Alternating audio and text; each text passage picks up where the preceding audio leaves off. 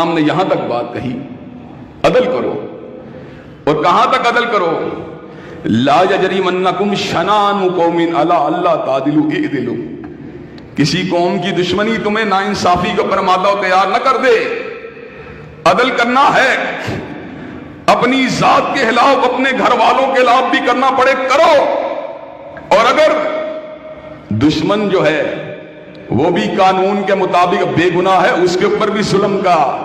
اس کے اوپر بھی تشدد کا مظاہرہ نہ کرو، اس کے ساتھ وہی معاملہ کرو، کسی کی دشمنی کے اندر اتنے آگے نہ چلے جاؤ کہ عدل اور انصاف کے ضابطے جو ہیں ان کو تم توڑ دو۔ حضرات گرامی قدر چوتھا کرائیٹیریا اپنی خواہش کو دبانا، اور سیدنا صدیق و فاروق نے، سیدنا عثمان و علی نے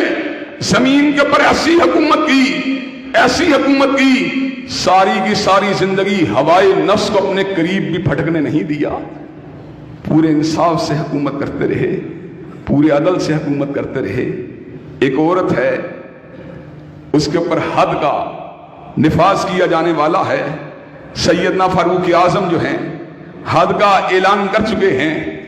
عورت کو لے کے باہر جایا جا رہا ہے، راستے میں سیدنا علی ابن ابی طالب ملتے ہیں، کہا کہاں لیے جاتے ہو؟ کہا عورت نے برائی کا ارتکاب کیا ہے، حد کی مجرمہ ہے، حد لگانے کے لیے جاتے ہیں، کہا واپس لے جاؤ، کہا حضرت امیر المومنین کا حکم ہے، کہا میں بھی تمہارے ساتھ ہی آ رہا ہوں۔ عورت کو پلٹایا گیا، بارگاہ فاروقی کے اندر پہنچایا گیا، حضرت فاروق نے کہا اس سے جرم کیا ہے، یہ حد کی مستحق ہے، اس کو کیوں لے کے آئے ہو؟ کہا حضرت علی ابن ابی طالب نے اس کو واپس بھیجا ہے۔ پیچھے پیچھے حضرت علی ابن ابی طالب آتے ہیں، حضرت فاروق اعظم کہتے ہیں علی یہ حد کی مجرمہ ہے، اس نے برائی کا ارتکاب کیا ہے، اس کے اوپر حد لگانے کا حکم دیا، تم واپس لے آئے ہو۔ حضرت امیر المومنین کو کہتے ہیں یہ عورت دیوانی اور پگلی معلوم ہوتی ہے، شہادت ملنے کے پر یہ بات ثابت ہوئی واقعی دیوانی اور پگلی ہے۔ کہا پاگل مرد یا عورت مرفوع قلم ہوتا ہے، اس کے اوپر حد جو ہے نہیں لاگو ہوتی۔ حضرات گرامی قدر ذرا غور کیجئے، حضرت فاروق نے اپنی خلافت کے اس وقت جب وہ خلیفہ ہیں اپنی انانیت کا مسئلہ نہیں بنایا، اپنی خواہش کو آگے نہیں آنے دیا، فورت سے پہلے عورت کو آزاد کر دیا، حضرت رسول اللہ کے فیصلے کے اوپر سر تسلیم کو ہم کر لیا۔ سیدنا صدیق کے سامنے چور کو لایا گیا، چور چوری کا ارتکاب کر کے آیا ہے، پہلے ہاتھ کٹ چکا ہے، دوسری مرتبہ پھر چوری کی ہے، پھر قدم بھی کٹ چکا ہے، تیسری مرتبہ چوری کا ارتکاب کر کے آیا ہے۔ سیدنا صدیق اکبر وہ ہیں کہ ارحموا امتی بھی امتی ابو بکر، امت کے بوڑھوں پہ رحم کھانے والے، امت کے جوانوں پہ رحم کھانے والے، امت کے بچوں پہ رحم کھانے والے۔ کہ ابو بکر اس کے ہاتھ کو نہیں کاٹے گا، اگر اس کا ہاتھ کٹ گیا یہ تو بنیادی ضروریات زندگی کو بھی پورا نہیں کر سکتا۔ پاس ہی حضرت فاروق موجود تھے، کہا سنت الید، صدیق آپ کا مقام اپنی جگہ پر ہے، آپ کی شان اپنی جگہ پر ہے، آپ کا رتبہ اپنی جگہ پر ہے، لیکن ہاتھ کو کاٹنا یہ مدینے والے کی سنت ہے۔ صدیق نے سر کو گرا لیا، کہا فاروق تو نے سچ کہا ہے، جہاں پر حضرت رسول اللہ کا امر آ جائے، جہاں پہ حضرت رسول اللہ کا حکم آ جائے، وہاں پر اجتہادات نہیں چل سکتے، وہاں پر قیاس رائیاں نہیں چل سکتی، وہاں پر اپنی رائے نہیں چل سکتی،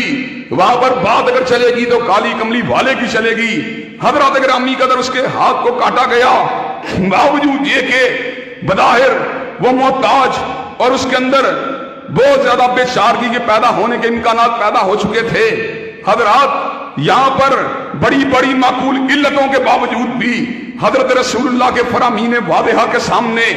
اپنے سر کو جھکانے والے خلفاء ہیں، اور آج کے مسلمان حکمرانوں کا عالم یہ ہے کہ ہندو اسمبلی کے اندر شراب نوشی کی پر پابندی کے بل کو پیش کرتا ہے،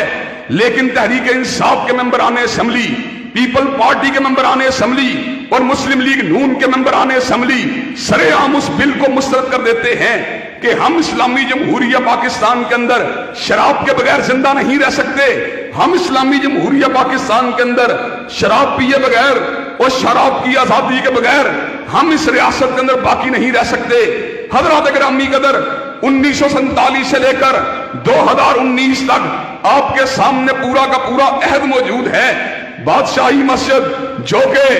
مغلیہ سلطنت اور مسلمانوں کے دور عروج کی یادگار ہے، این اس بادشاہی مسجد کے میناروں کے گرد و نواح کے اندر، اس کے زیریں علاقے کے اندر بازار گناہ کھلا ہوا ہے۔ اس شکلے کے اندر سے طوائفیں نکلتی ہیں، دھندا کرنے کے لیے جاتی ہیں، پولیس کے تھانے کے اندر رپورٹ کروا کر طوائف وہاں سے نکلتی ہے، واپس آنے کے بعد، پہنچنے کے بعد وہاں پہ رپورٹ کروا کر اپنے گھر میں داخل ہوتی ہے، اپنے چکلے میں داخل ہوتی ہے۔ حضرات گرامی قدر میرا رب کیا کہہ رہا ہے؟ وَلَا تَتَّبِعِ الْهَوَىٰ، خواہش کی پیروی نہیں کرنی۔ لیکن یہاں پر